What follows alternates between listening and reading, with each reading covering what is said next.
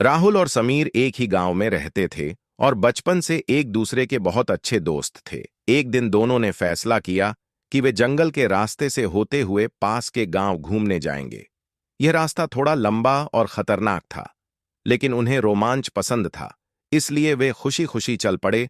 जंगल में घुसते ही उन्होंने पेड़ों की ठंडी छांव और पक्षियों की मधुर चहचहाहट का आनंद लिया।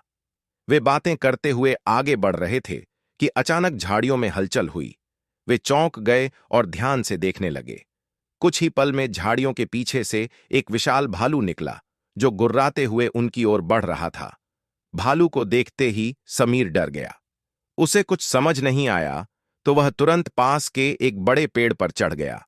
उसने एक बार भी यह नहीं सोचा कि उसका दोस्त राहुल क्या करेगा, क्योंकि राहुल पेड़ पर चढ़ने में उतना तेज नहीं था।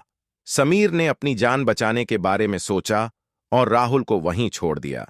राहुल ने देखा कि समीर उसकी मदद किए बिना ही भाग गया, लेकिन अब उसके पास ज्यादा समय नहीं था। उसने सुना था कि भालू मरे हुए इंसानों को नुकसान नहीं पहुंचाता।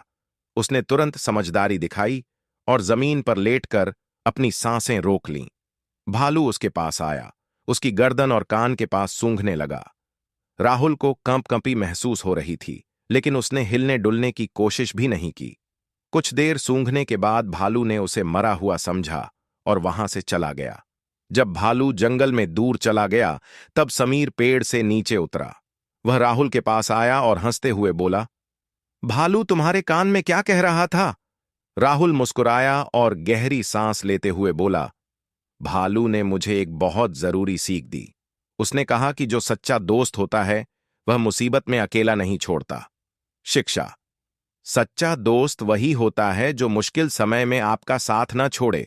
दोस्ती सिर्फ अच्छे समय में साथ रहने के लिए नहीं होती, बल्कि बुरे वक्त में भी एक दूसरे का सहारा बनने के लिए होती है।